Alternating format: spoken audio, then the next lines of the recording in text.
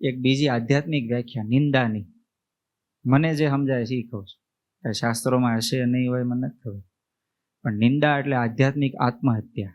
મારી ભાષામાં આધ્યાત્મિક આત્મહત્યા એટલે નિંદા.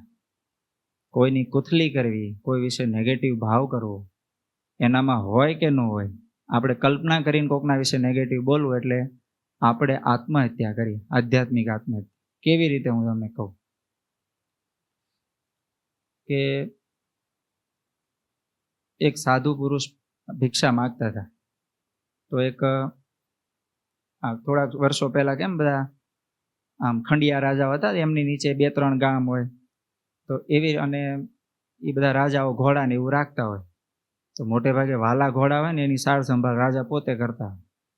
તો 5-6 ગામનો એ રાજા અને એના ઘોડાની સાર સંભાળ કરતા. બરોબર એ જ સમયે પેલા ગુરુ ભિક્ષા માગવા આવ્યા અને ભિક્ષામ દેહી એમ કર્યું. એટલે હવે ત્યાં ઘોડશાળામાં શું ભિક્ષા હોય, એટલે રાજાનો મગજ ગયો. એક તો આમ એ તડકો હશે આવો ઉનાળાનો 42-43 ડિગ્રી વાળો, અને એ બિચારા બધું ઘોડાનો હાથલો બાથલો કરતા ને એમ ફેરવતા હશે.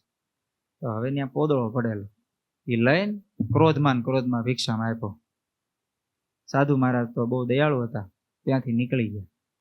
પછી જંગલમાં દૂર એની કુટિયા હતી, ત્યાં બાજુમાં એ છાણ હતું એ મૂકી દીધું.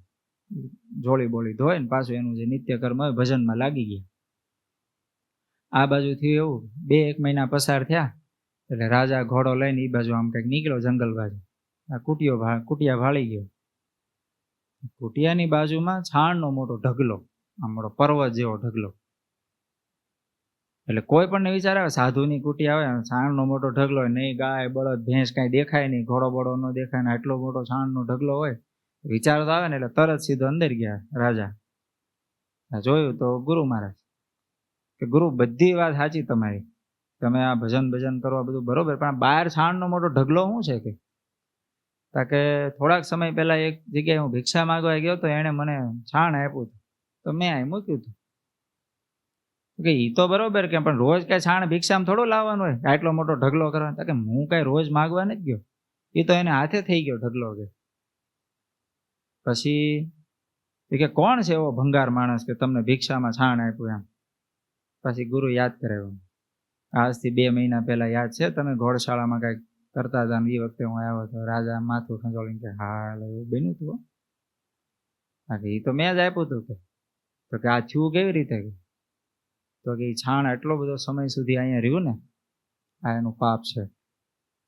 તો કે આનું નિવારણ શું? તો કે આ જે પર્વત જેવો ઢગલો છે ને એ ખાશે જ્યારે જે માણસે પાપ કર્યું છે ને. એટલે કે રાજાજી તમે જ્યારે એટલું છાણ ખાઈ જશો આમ રીતસરનું, ત્યારે તમે આ પાપમાંથી મુક્ત થશો.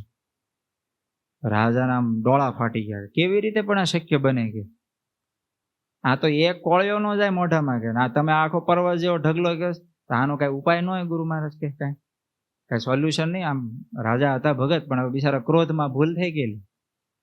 આનો કઈ ઉપાય નહીં? ઉપાય છે કે એક ઉપાય છે. તો કે બોલો ને, તમે જે કહો એ કરું.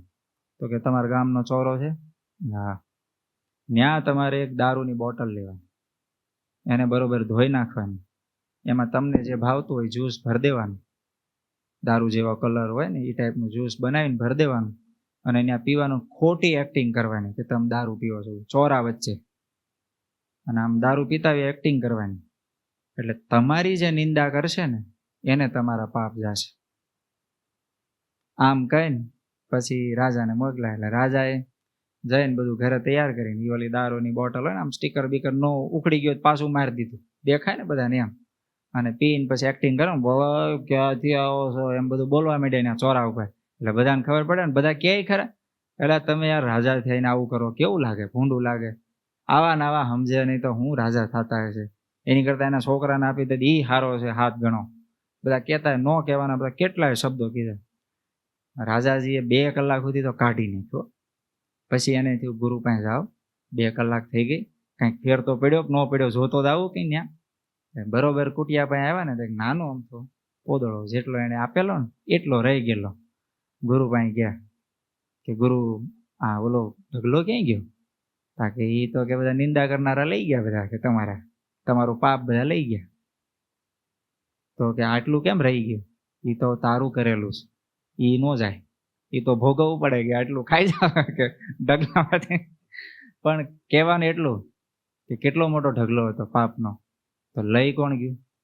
નિંદા કરનાર. ખરેખર નિંદા કરનારે પાપ કર્યું? એ લોકો કોઈ દારૂ પીધો છે? નહીં ને, એને કોઈ દારૂ જોયો ન. પણ કોકના વિશે નેગેટિવ ભાવ કર્યો, ખેલ ખતમ.